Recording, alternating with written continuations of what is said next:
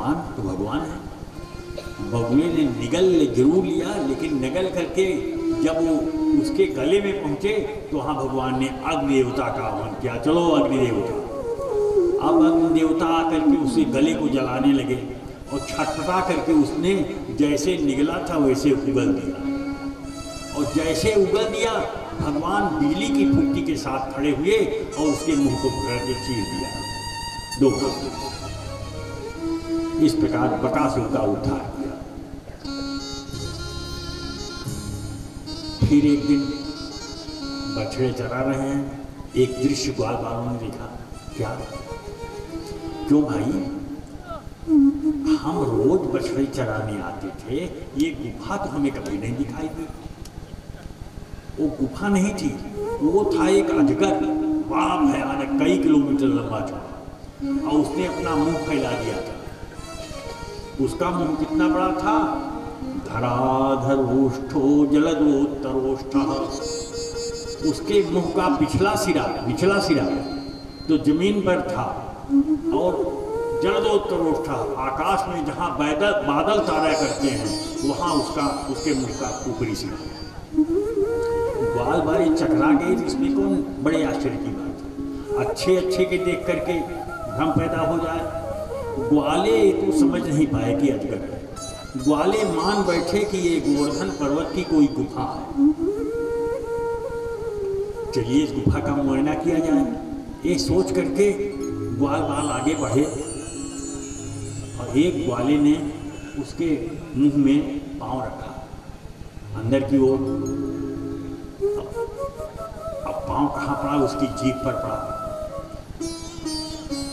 अरे ग्वाला बोला, वाह, यहाँ का राजा तो क्या जबरदस्त है, क्या बढ़िया सड़क बनवाया है, मुलायम सड़क, इतनी मुलायम सड़क। और सब ग्वाले हंसी ठट्ठा करते हुए उसके मुंह में प्रवेश कर गए, और उसके पेट से आने वाली विषाग्नि से सब निष्प्राण हो गए, मर गए सब ग्वाल। पीछे पीछे भगवान भी आए।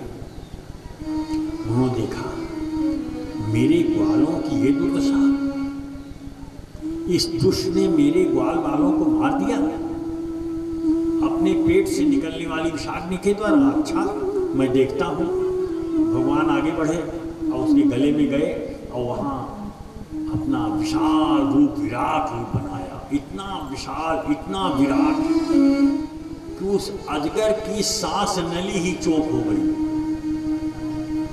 अब उसकी सांसों का आना जाना बंद हो गया, छटपटाने लगा, और उसके प्राण कोई रास्ता न पा करके उसका सिर फोड़ करके निकले। सिर में एक जगह होती है, उसको ब्रह्मरंध्र बोलते हैं। क्या बोलते हैं? ब्रह्मरंध्र। आपने देखा होगा, देवियों ने जरूर ही देखा होगा, छोटे बच्चों के सिर पर बीच में एक स्थान जरा सा होता है, बहुत ही कोमल होता है, और उस स्थान को पक्का करने के लिए, ठोस करने के लिए माताएं तरह तरह के उपाय करती हैं। उनको रुई लगाती हैं, तेल ओल को वहाँ लगाती हैं, और धीरे धीरे वो स्थान पक्का हो जाता है। तो उसी स्थान का नाम है ब्रह्मरंध्र, और उससे प्राण बड़े बड़े योगियों के निकला करते हैं। किसी मामूली आदमी का प्राण ब्रह्मरंध्र से नहीं निकलता, बड़े बड़े योगियों के प्राण निकला करते। राजा परीक्षित ने पूछा, गुरुदेव, उस अजगर, उस नीच राक्षस के प्राण ब्रह्मरंध्र से निकले? सुखदेव जी ने कहा, क्यों मूर्ख राजा, जिसके गले में स्वयं भगवान विराजमान हों, उसके प्राण ब्रह्मरंध्र से निकलेंगे और किसके निकलेंगे? इस प्रकार अघासुर को मार करके ग्वाल बालों को अपनी अमृत भरी दृष्टि से फिर जिला करके भगवान जब बाहर निकले तो बोले, मित्रों, अब बड़ी भूख लगी, चलो भोजन। सब ग्वाले घेर करके भगवान को बैठ गए एक गोलाई में, और सबके बीच में बैठे हुए भगवान। और एक बात तो मैं बताना ही भूल गया, जो उस अजगर के की जो प्राण ज्योति थी वो आकाश में किसी का इंतजार कर रही थी, और जो ही भगवान उस अजगर के मुंह से निकले त्यों ही वो प्राण ज्योति आकर के भगवान के चरणों में समाई थी। यह देख करके देवताओं ने बड़ा जोर का नगाड़ा बजाया। उस नगाड़े की आवाज ब्रह्मा जी तक पहुंची। ब्रह्मा जी भी अपने विमान पर बैठ करके आए वृंदावन के आकाश में। उसी समय भगवान भोजन की लीला कर रहे थे। एक बच्चा बोला, कन्हैया, उसने एक मुरब्बा लिया था आंवले का और एक कौर काट लिया। बोला, आहा, हे कन्हैया, आज मेरी मैया ने कितना मीठा मुरब्बा बनाया है। कन्हैया ने झट से उसका मुरब्बा छीन लिया। कहते हैं कि मौसी का बनाया हुआ है प्यारा प्यारा मीठा मीठा मुरब्बा तुम अकेले खाओगे। और ऐसा कह करके उसका जूठा किया हुआ मुरब्बा स्वयं ग्रहण करने लगी। यह देख करके ब्रह्मा जी चकित हो गए। ये कैसा भगवान है भाई? भगवान तो वेदों के द्वारा निर्धारित जो मर्यादा है उसकी रक्षा किया करता है, और ये कैसा भगवान है कि वेदों में भोजन करने के जो नियम बनाए गए बताए गए सबको ये तोड़ रहा। सबसे पहले लिखा है शास्त्रों में, नोच्छिष्टम कस्यचित् दद्यात्, किसी की जूठन न खाना चाहिए न किसी को अपनी जूठन देना चाहिए। और ये कैसा परमात्मा है कि एक मामूली बालक का जुठारा हुआ मुरब्बा खा रहा है। ब्रह्मा जी को संदेह हुआ क्या कि कहीं ये कोई मामूली छोकरा तो नहीं है, भगवान को ऐसा कर नहीं सकते। भगवान को क्या पड़ी हुई किसी का जूठा मुरब्बा? ये संदेह ब्रह्मा को हुआ तो भगवान ने एक दूसरी लीला किया। भोजन करने का एक दूसरा नियम भी तोड़ दिया। भोजन करने का नियम है पंचार्धः संभुंजीयात्, 5 अंगों को गीला करके यानी धो करके तब भोजन करना चाहिए। 2 पांव, 2 हाथ और 1 मुंह। पांव धोना चाहिए, हाथ धोना चाहिए, मुंह धोना चाहिए, तब भोजन में टपकना चाहिए। और यहाँ न पांव धोना, न हाथ धोना, न मुंह धोना, सीधे नीच राक्षस के मुंह से निकले भोजन पर डट गए। अरे भाई, ये तो भगवान नहीं हो सकता। अगर भगवान होता तो भगवान ऐसी गंदी हरकत कैसे करते? बिना हाथ धोए, बिना पांव धोए, बिना मुंह धोए भोजन करते पड़े। जबकि शास्त्र कहता है कि पंचार्धः भुंजीयात्। संदेह बढ़ा, भगवान ने तीसरा नियम भी तोड़ दिया। तीसरा नियम क्या है? एकांत में भोजन करना चाहिए, न कि हल्ला गुल्ला में। और यहाँ क्या हो रहा है? तिष्ठन् मध्ये सुपरिसुहृदः हासयन् नर्मभिस्वैः। ग्वाले बाले भोजन करते हुए ऐसी ऐसी हंसी ठट्ठा की मजाकबाजी की बात करते हैं कि उनकी आवाज से आकाश गुंजायमान हो रहा है। ब्रह्मा जी तो ठकरा मार गए। ये मैं देख क्या रहा? परमात्मा अगर ये होता लड़का तो ऐसी हरकत करता? भोजन करने के जो 3 नियम हैं शास्त्रों में तय गए, तीनों नियमों को तोड़ दिया। ये भगवान नहीं है, ये कोई मामूली सा छोरा है। लेकिन भाई एक बात है, अगर ये कोई मामूली सा छोरा है तो फिर अघासुर की प्राण ज्योत इसके चरणों में कैसे समा गई? चरणों में समा गई, इसका मतलब ये है कि ये भगवान ही है। लेकिन ये ऐसी ऐसी हरकत कर रहे हैं, कैसे मानूं कि ये भगवान है? मुझे परीक्षा लेना चाहिए कि ये भगवान है कि नहीं। तो ब्रह्मा जी तैयार हो गए भगवान की परीक्षा लेने के लिए। कैसे? बछड़े जो चर रहे थे, ब्रह्मा जी ने उनको गायब कर दिया और उनको ले जा करके एक गुफा में योग निद्रा में सुला दिया। भोजन करते हुए बच्चों ने देखा कि बछड़े कहाँ गए। सब उठ करके चल पड़े अपने बछड़ों को खोजने के लिए। कन्हैया ने कहा, मित्रों मैं हूँ ना, जब मैं हूँ तो तुम काहे परेशान हो रहे हो, मैं जाता हूँ बछड़े खोजने के लिए। भगवान निकल पड़े बछड़े खोजने के लिए। अब भगवान तो निकल गए बछड़े खोजने के लिए दूर। अब ब्रह्मा जी को मौका मिला तो ग्वाल बालों को भी गायब कर दिया और उसी गुफा में योग निद्रा में सुला दिया। इधर बछड़े गायब, इधर ग्वाले गायब। भगवान ने देखा कौन दुष्ट है, ध्यान लगा रे तो ब्रह्मा जी है। अच्छा, मेरा बेटा मेरा इम्तहान लेने चला है। मेरी ही नाभि कमल से उत्पन्न होने वाले ब्रह्मा आज मेरा इम्तहान ले रहे हैं। अच्छा बेटा, अगर इम्तहान ले ही रहे हो तो मैं भी इम्तहान देने के लिए बिल्कुल तैयार हूँ।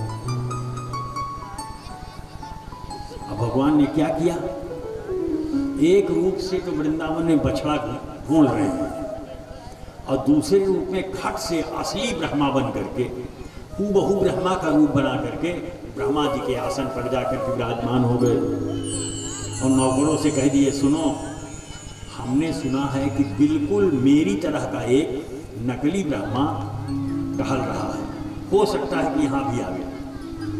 तो आवे तो हमसे पूछने की जरूरत नहीं है, उसकी अच्छी खासी मरम्मत कर देना। ऐसा कहकर भगवान ब्रह्मा को रूप बना करके ब्रह्मासन पर बैठ गए। और इधर यह सब करके बछड़ों को और ग्वालों को योग निद्रा में सुला करके ब्रह्मा जी अपने घर गए। जैसे ही दरवाजे पर पहुंचे हल्ला मच गया, आ गया नकलीवा, आ गया नकलीवा, आ गया नकलीवा। और 50 डंडे पड़े ब्रह्मा।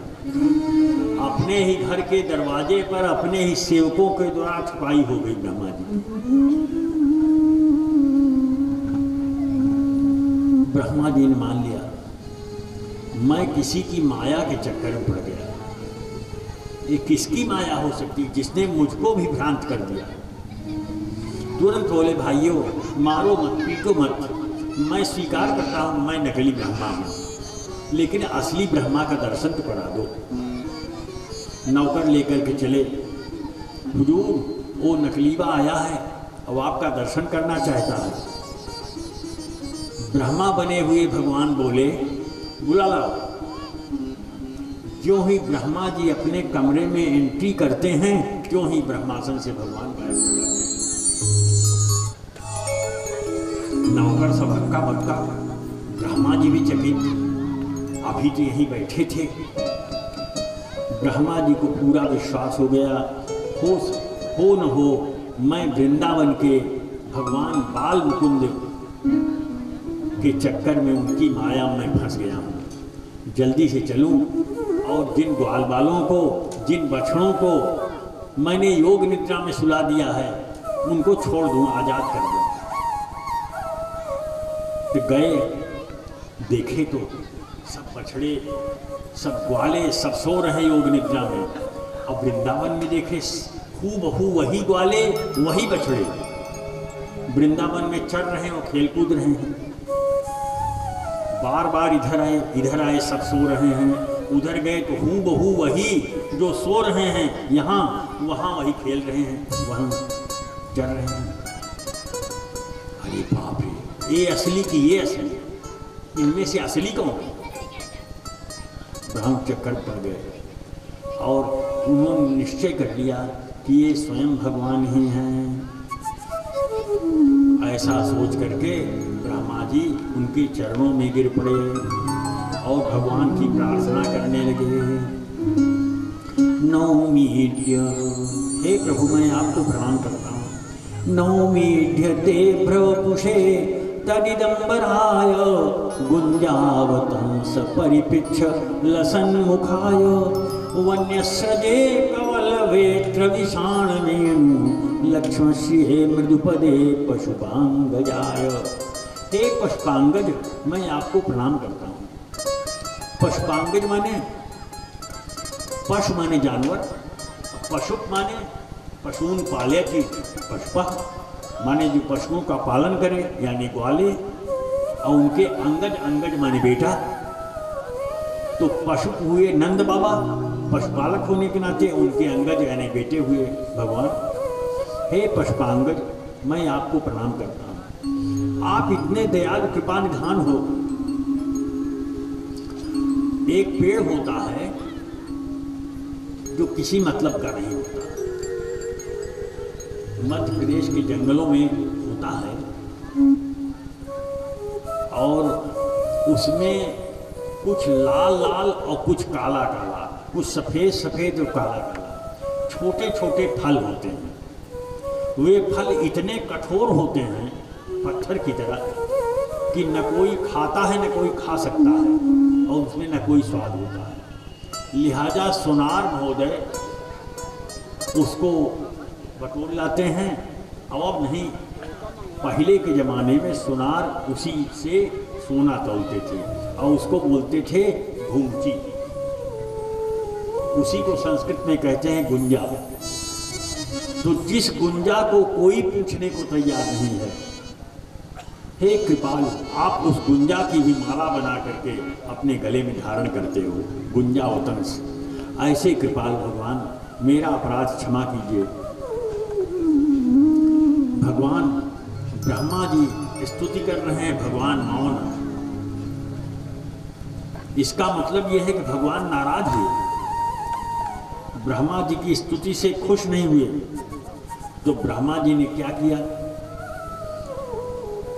अगर साहब कोई अफसर वश में नहीं आ रहा है, आपका कोई काम नहीं कर रहा है, तो चालू किस्म का आदमी करता क्या है? साहिबाइन को और उनके बच्चों को, बच्चों के जरिए, साहिबाइन के जरिए साहब तक पहुंचता है। कैसे? बच्चे स्कूल से जा रहे हैं तो उनको टॉफी चॉकलेट वगैरह दे दिया। माँ ने पूछा किसने दिया भाई? अब एक है ना बाबूजी के दफ्तर में काम करता है चपरासी, उसी ने दिया है, बहुत भला आदमी है। दूसरे दिन एक एक रसगुल्ला पकड़ा दिया बच्चों को। ऐसे हफ्ते भर चला, माँ तो बड़ी खुश हो गई साहिबाइन। कौन भला आदमी है जो हमारे बच्चों को रोज मिठाई देता है, बिस्कुट देता है, चॉकलेट देता है। एक दिन उसको बुलाना, बच्चे उसको लिवा करके आए। भैया आप हमारे बच्चों को रोज रसगुल्ला देते हो, पेड़ा देते हो, बर्फी देते हो, बिस्कुट नमकीन देते हो, क्यों? आपका कोई काम तो नहीं है? चपरासी ने धीरे से बता दिया, साहिबाइन एक काम तो है साहब से, लेकिन साहब खाते नहीं डालते। अच्छा मैं देखती हूँ। और साहब जब शाम को आए, क्यों भाई क्या मामला है? सदरी पहन के घूम रहे हो काली काली? वो बेचारा चपरासी इतना भला आदमी है कि हमारे बच्चों को टॉफी, रसगुल्ला, बिस्कुट दे रहा है और उसका जरा सा काम नहीं कर सकते? आप करिए, कल उसका काम कर।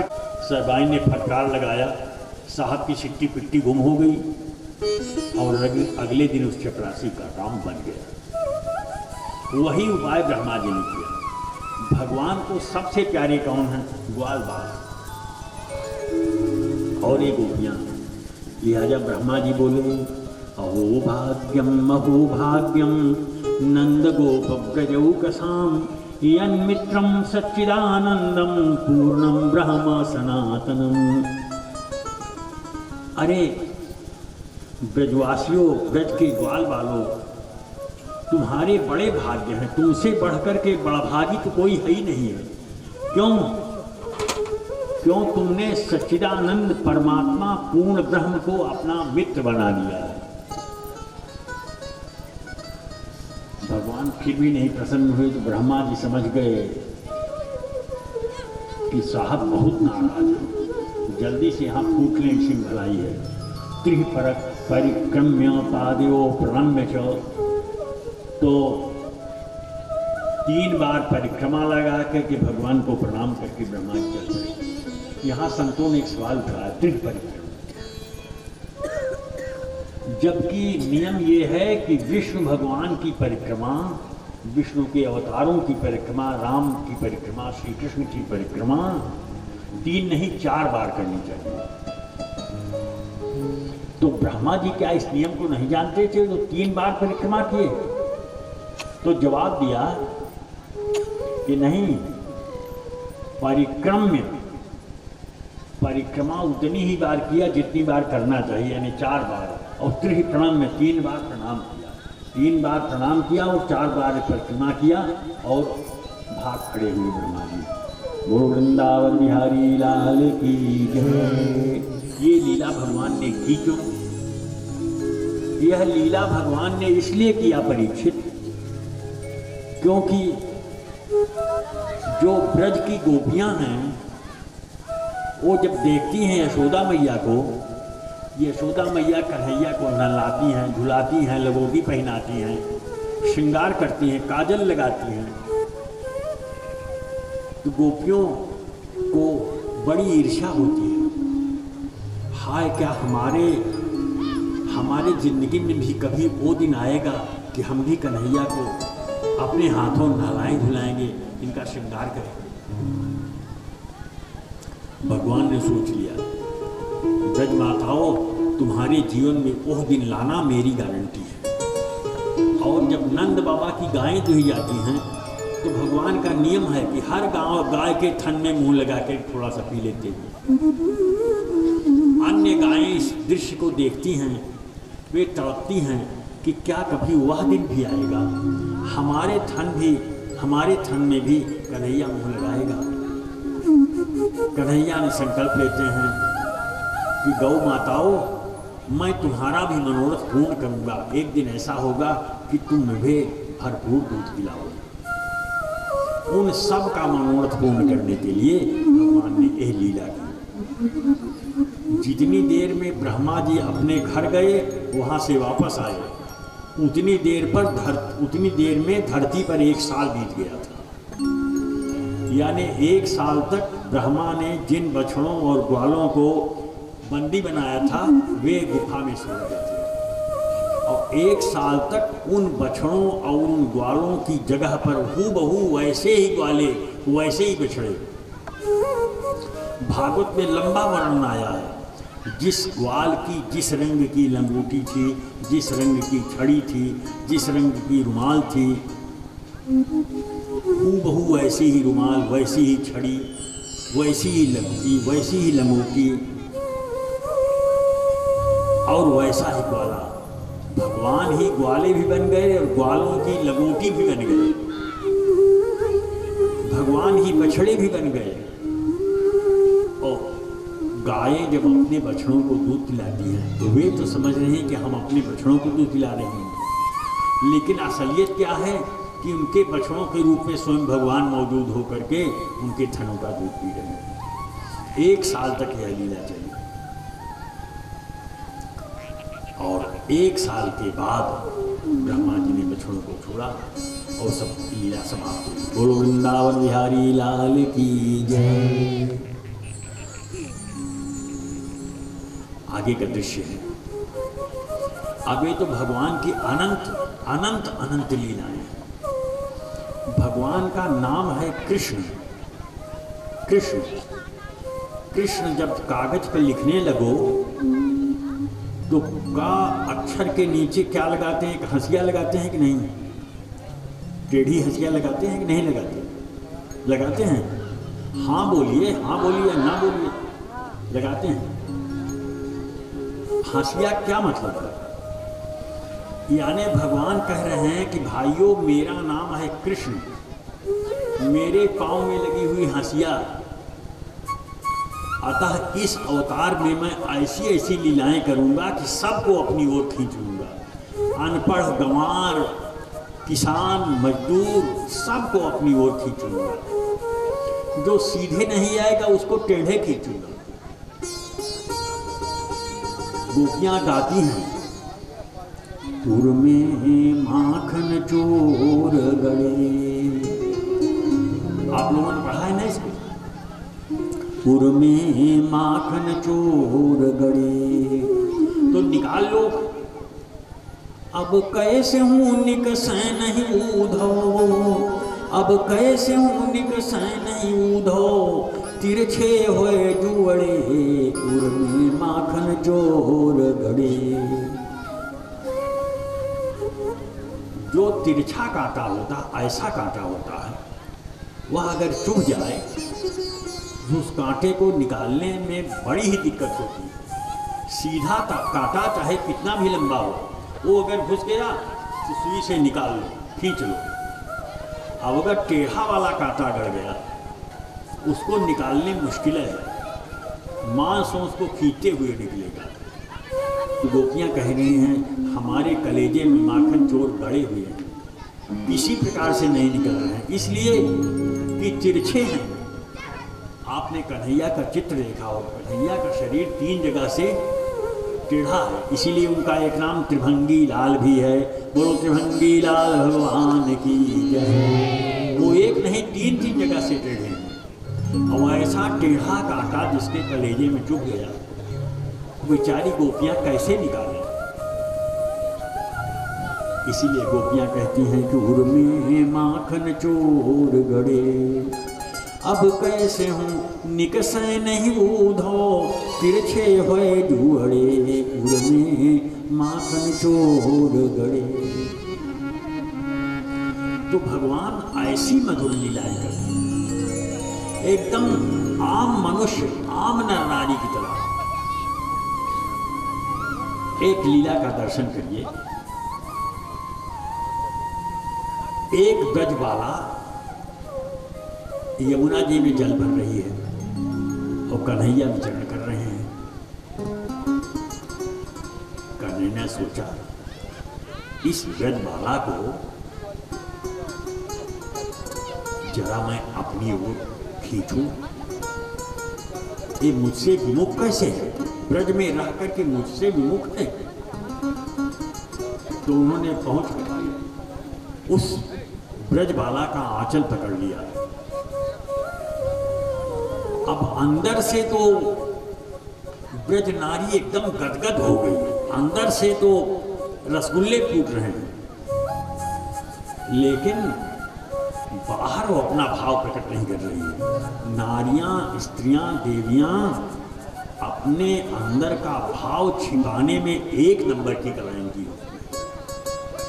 अंदर से वो गोपी प्रसन्न हो गई, आज कन्हैया ने मेरा आंचल पकड़ा, मैं धन्य हो गई। लेकिन ऊपर ऊपर से क्या कह रही है, मुंचांचलम, कन्हैया मेरा आंचल छोड़। मुंचांचलम चपल पश्यति पश्य लोकम, लोका पश्यति, दुनिया देख रही है और तुम दिन दहाड़े मेरा आंचल पकड़ रहे हो। मुंचांचलम पश्यति पश्य लोक, बालोसि नालोकयसे कलंकम। अरे नादान, तेरे द्वारा मेरा आंचल पकड़े जाने से मुझे कलंक लग जाएगा, मैं बदनाम हो जाऊंगी। इस बात को तुम जानते नहीं। अच्छा, मेरे छूने से तुझे कलंक लग जाएगा। तो भगवान ने फट से उसका आंचल छोड़ा और दूर खड़े हो गए। अब वो ग्वालिन यह तो नहीं चाहती थी, लिहाजा वो खींच करके बोले, अरे गाय के चरवाहे, तुम्हें गोपालन के अलावा कोई दूसरी विद्या आती ही नहीं। रह गए बिल्कुल बेवकूफ के बेवकूफ। भावम न जानासि मानिनी नाम, हम माननी, हम देवियों का, नारियों का भाव तुम नहीं जानते। गोपाल गोपालन पंडितोसी, हे गोपाल, तुम केवल गोपालन करना जानते हो, दूसरा कोई सहूर दहूर आपके है नहीं। बोलो वृंदावन बिहारी लाल की जय। ऐसी मधुर मधुर लीलाएं करके भगवान जो उनकी ओर नहीं भी आना चाहता, उसका भी मन खींच लेते हैं अपनी ओर। आज भगवान मुरली बजा रहे हैं। मुरली हमेशा बजाते हैं, लेकिन आज की मुरली की बात ही कुछ निराली है। मुरली की आवाज सुन करके, भगवान की मधुर शोभा को देख करके गोपियां सब मुग्ध हो गई। मुग्ध होकर के भगवान का गुणानुवाद करने का मन बनाया, चलो कन्हैया के गुण गाएं। लेकिन उस समय जब गोपियां कन्हैया का गुण गाने चली, उस समय उनकी वाणी रुक गई, उनको कंठावरोध हो गया, गले में आंसू तमाम फंस गए, लिहाजा उनकी वाणी अवरुद्ध हो गई, कुछ बोल नहीं पाई। अब कन्हैया की शोभा का वर्णन तो करना चाहती हैं, लेकिन कर नहीं पा रहे हैं। क्यों? क्योंकि गला रुंध गया। तब भगवान की बांसुरी ने देखा, हे भगवान, आज गोपियां इतनी लाचार हो गई, प्रेम के कारण इनका गला रुंध गया और गोपियां बोलने से लाचार हो गई। ऐसी स्थिति में जो बात गोपियां कहनी चाहती हैं वो मैं ही कह दूं, ऐसा सोच करके बांसुरी बोली,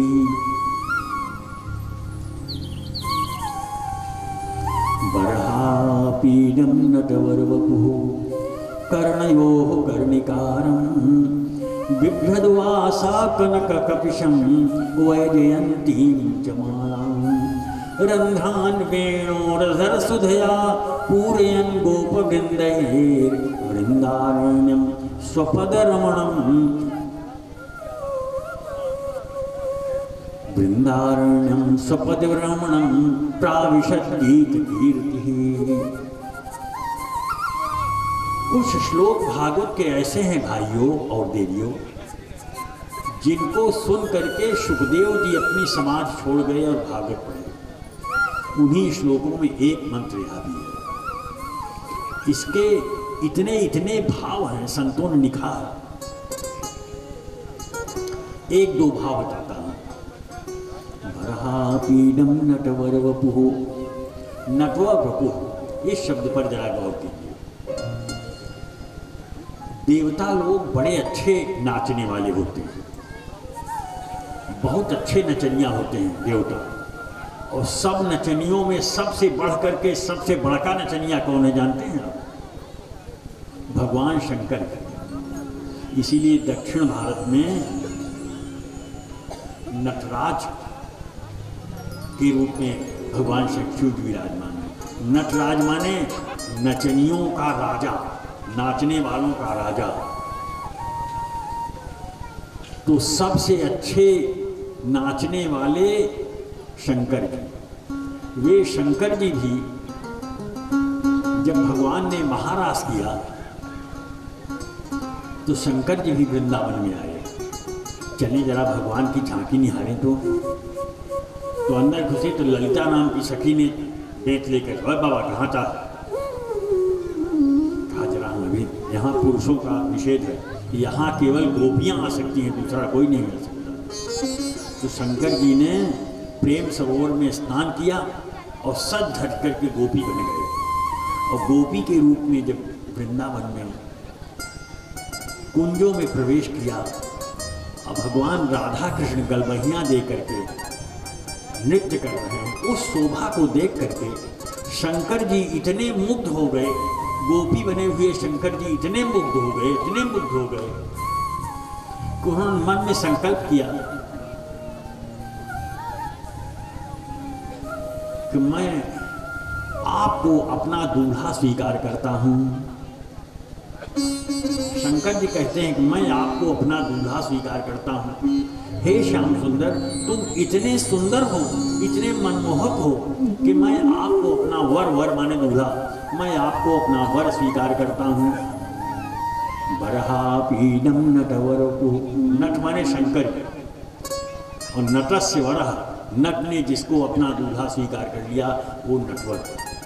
बरहापीडं नटवरवपुः कर्णयोः कर्णिकारम्। क्या ही सुंदर भाव संतों ने निकाला है। कर्णयोः, दो कान हैं, उसमें कर्णिकार यानी कनेल के फूल। यद्यपि कर्णिकार का अर्थ स्वामी खंडानंद जी महाराज ने कहा है, कर्णिकार का अर्थ कनेल नहीं बल्कि अमलतास होता है। अमलतास के गुच्छेदार फूल लंबे लटकते हैं। तो उन फूलों को भगवान ने लंबे लटकते हुए अपने कानों में लगा लिया है। और जब नाच रहे हैं इतनी फुर्ती के साथ भगवान बांसुरी बजाते हुए नाच रहे हैं कि वो दोनों कानों के फूल एक ही दिशा की ओर इशारा कर रहे हैं, एक ही दिशा की ओर जा रहे हैं।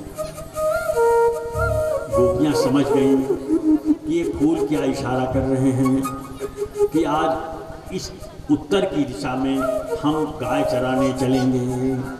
इसलिए हे सखियो चलो सखी तहाँ चालिए, जहाँ बसें ब्रजराज, गोरस बेचत हरि मिलें, एक पंथ द्वे काज, एक पंथ द्वे काज।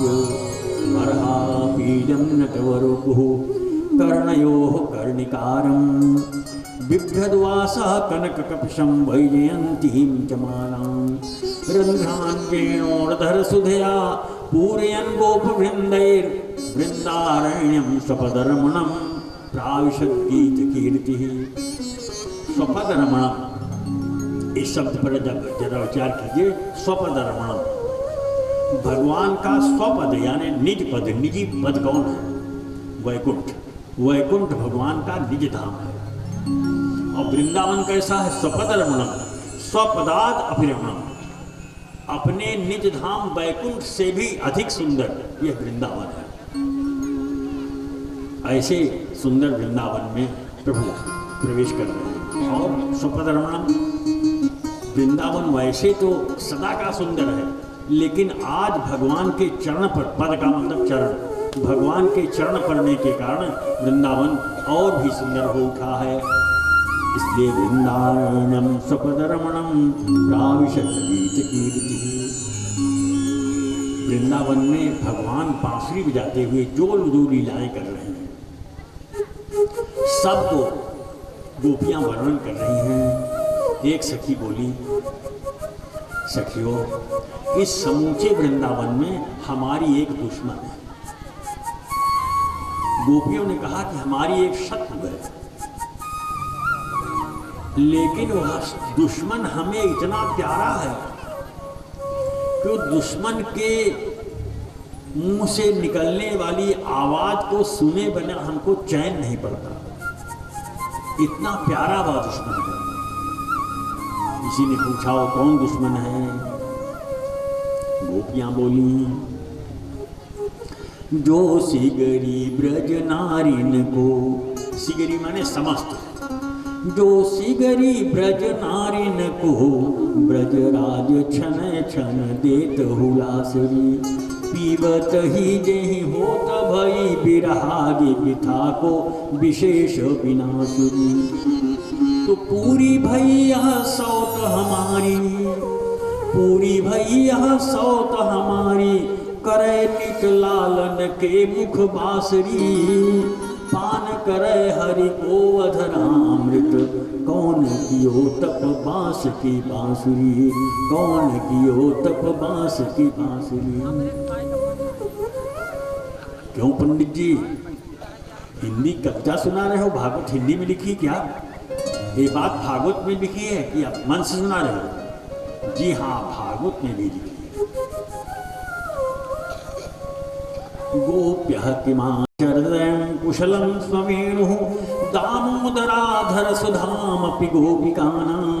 भुङ्क्ते स्वयं यदवशिष्टरसं हृदन्यो, हृष्यतचोषुस्तरवो यथार्याः।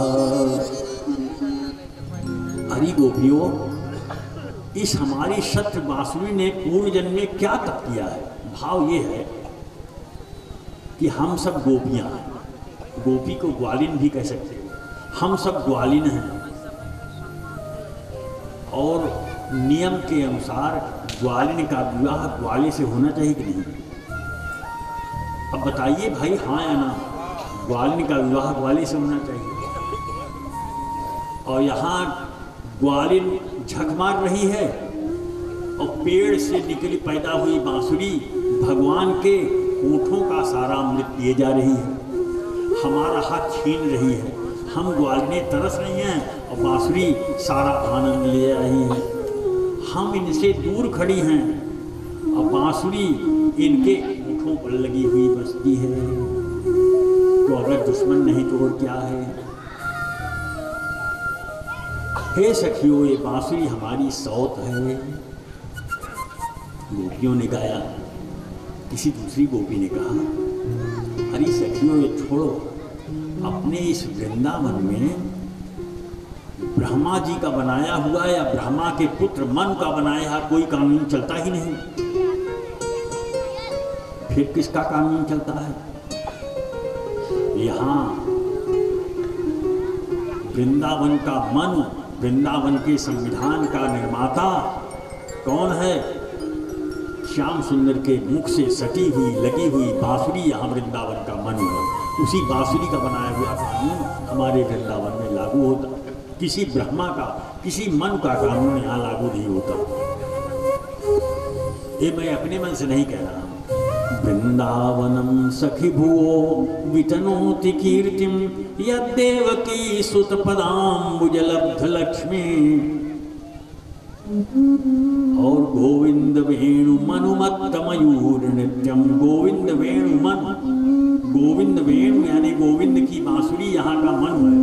गोविंद वेणु मनुमत्त मयूर नृत्यम प्रेक्षा कृषान परतास्त्र समस्त सत्वम। क्योंकि अगर ब्रह्मा का बनाया हुआ नियम लागू होता तो ब्रह्मा ने यह नियम बनाया है कि जल एवं तरल पदार्थ जितने भी हैं सब ऊपर से नीचे की। गलत तो नहीं कह रहा हूं। जल, दूध, तेल वगैरह जो तरल पदार्थ हैं ये ऊपर से नीचे की ओर बहते हैं। और जब श्याम सुंदर बांसुरी बजाने लगते हैं उस समय जमुना नदी जो पश्चिम से पूरब की ओर बहती हैं इतनी व्याकुल हो जाती हैं कि वो पूरब से पश्चिम की ओर बहने लगती, उल्टी प्रवाहित होने लगती।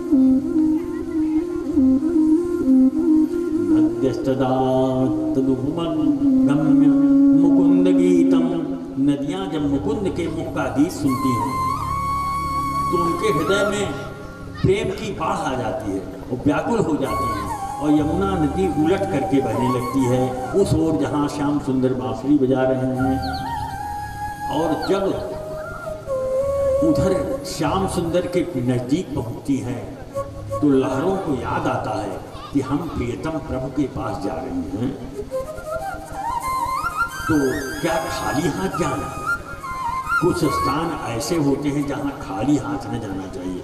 नहीं कुछ है तो एक फूले ले जाओ, खाली हाथ मत जाओ। तो हम प्रियतम प्रभु के पास खाली हाथ जाएं? तो लहरें ने सोचा फिर हमारे पास है क्या? तो लहरों ने अपने को फैला दिया। वृंदावन के जो तालाब थे उन तालाबों में जो कमल के फूल खिले हुए थे, लहरों ने लहरा करके समस्त कमल के फूलों को इकट्ठा कर लिया और वृंदावन विहारी के चरणों में ले जाकर के समर्पित कर दिया। तो गोपियों ने कहा, इसलिए हमारे वृंदावन में किसी ब्रह्मा का बनाया हुआ कानून नहीं चलता। बोलो वृंदावन बिहारी लाल की जय। ये हमने वेणु गीत का थोड़ा सा दिग्दर्शन थोड़ा सा किया, नहीं तो अगर थोड़ा भी विस्तार कर दें तो कई दिन तो वेणु गीत नहीं लग जाए। लेकिन थोड़ा सा आपको आनंद हमने देने का प्रयास किया वेणु गीत सुना। ऐसे ऐसे 5 गीत हैं भागवत में जो गोपियों ने अपने मुख से गाया है। वेणु गीत, प्रणय गीत, गोपी गीत, युगल गीत और भ्रमर गीत। ये 5 गीत वह हैं जो गोपियों ने अपने मुख से गाया है। ये गीत इतने मधुर हैं कि इनकी मधुरता का वर्णन हम क्या करें। बड़े बड़े दिग्गज साधु संत स्वामी कर्तात्री जी महाराज, स्वामी अखंडानंद जी महाराज इत्यादि ने इनका वर्णन किया है और कलम तोड़ के रख दिया है कि अब हमारे बस का नहीं है। ऐसे हैं पंचगीत। एक दिन भगवान श्याम सुंदर, आप घबराए नहीं, बस अब मामला 3-4 मिनट का है। भगवान गाय चरा करके वापस आए, देखा आज तो बड़े बड़े कड़ाहे चढ़े हुए हैं, बहुत माल बन रहा है, एक में कचौड़ी, एक में पूड़ी, एक में रबड़ी, एक में मलाई, एक में कोफ्ता। तो श्याम सुंदर नंद बाबा के पास गए, बाबा क्या आज मेरा विवाह होने वाला है, जो इतने कड़ाहे चढ़े हैं। नंद बाबा को अचानक हंसी आ गई। अरे बेटा, जिस दिन तेरा विवाह होगा उस दिन तो मैं वह उत्सव करूंगा कि दुनिया दंग रह जाएगी। आज पुत्र तुम्हारा विवाह नहीं, आज तो इंद्र का यज्ञ हम लोग करने जा रहे हैं, उसी के लिए सामान बनना। कन्हैया ने कहा, बाबा जी आपने इंद्र को देखा है? इंद्र काले हैं कि गोरे हैं कि नाटे हैं कि लंबे हैं, इंद्र को आपने देखा है? नहीं बेटा, देखा तो नहीं। तो बाबा शास्त्रों में एक नियम है कि अब बहुत महत्वपूर्ण बात मैं कहने चल रहा हूं। शास्त्रों का एक नियम है, भगवान कह रहे हैं कि जिस देवता का दर्शन हमने किया ही नहीं है, उस देवता की पूजा करने का अधिकार हमको तब मिलता है जब हम प्रत्यक्ष देवताओं को प्रसन्न कर लेते हैं। तो नंद बाबा ने कहा कि बेटा प्रत्यक्ष देवता कौन है? भगवान बोले, बाबा प्रत्यक्ष देवता सबसे बड़ी अपनी माँ है। जिस बेटे ने अपनी माँ को प्रसन्न नहीं किया, वह भले ही विंध्यवासिनी माता के मंदिर में जाए और मत्था रगड़े, माता के दर्शन के उपरांत उसे शाप ही मिलेगा, आशीर्वाद नहीं मिलेगा। उसको उम्मीदें नहीं करनी चाहिए आशीर्वाद की। क्यों? जब तुमने शरीर को उत्पन्न करने वाली माता को प्रसन्न नहीं कर किया, तो मुझे जगत जननी को तुम कैसे प्रसन्न कर सकते? मूर्ख, जाओ भागो यहाँ से। इसलिए माता सबसे प्रथम प्रत्यक्ष गुरु है। दूसरा नंबर पिता का होता है। जिस पुत्र ने माता और पिता को अपने सेवा के द्वारा प्रसन्न नहीं किया, वो भले मंदिर में दर दर फटके दूर करे, लेकिन फल कुछ नहीं मिलेगा। ये बात मैं ऐसे ही नहीं, सब बात लिखी हुई है। नास्ति मातृ समो देवः, माता के समान कोई देवता है ही नहीं। पिता प्रजापते मूर्ति है, पिता साक्षात ब्रह्मा की मूर्ति है। तो पहले बहुत दिनों तक इन प्रत्यक्ष देवताओं की पूजा करो, तब धीरे धीरे इन प्रत्यक्ष देवताओं की पूजा का यह परिणाम होगा कि जो परोक्ष देवता हैं, जिनका हमने दर्शन नहीं किया, उनकी पूजा का अधिकार हमें मिल जाएगा। तो कन्हैया जरा ये बताओ कि तो हमें क्या करना चाहिए? तो बाबा प्रत्यक्ष देवता इतने ही नहीं, प्रत्यक्ष देवता सूर्य, चंद्रमा और ये पर्वत, ये नदियां, ये सब प्रत्यक्ष देवता हैं। हम इन प्रकृति के उपादानों की पूजा अगर नहीं कर सके, तो अन्य देवी देवताओं की पूजा हम करें, उसका कोई फल हमको नहीं मिलेगा। बाबा मेरा आग्रह है कि ये सब सामान पूजा का इसको ले चला जाए और इसके द्वारा गिरिराज गोवर्धन की पूजा की जाए। सब ग्वाल बाल तैयार हो गए, कन्हैया की बात काले को, और सब ग्वाले गिरिराज के पास पहुंचे। भगवान भोले भाले ग्वाल बालों के विश्वास को मजबूत करने के लिए एक रूप से तो वहाँ ग्वालों के बीच में मौजूद हैं, दूसरे रूप से चतुर्भुज रूप से गोवर्धन गिरिराज के शिखर पर विद्यमान हो गए। और ग्वाल बालों से देखो, सखाओ, देखो तुम्हारी भावना से गिरिराज प्रसन्न होकर के हमको प्रत्यक्ष दर्शन दे रहे हैं। आओ सब मिल करके इनकी पूजा करें, इन्हें दूध चढ़ाया जाए, इन्हें फूल चढ़ाया जाए, इन्हें खीर पढ़ाई जाए, इनकी विधिवत पूजा संपन्न की जाए। बोलो गिरिराज महाराज की जय। श्री गोवर्धन महाराज, श्री गोवर्धन महाराज जे श्री गोवर्धन महाराज महाराज तेरे माथे मुकुट विराज रहे। महाराज महाराज तेरे माथे मुकुट विराज रहे। श्री गोवर्धन महाराज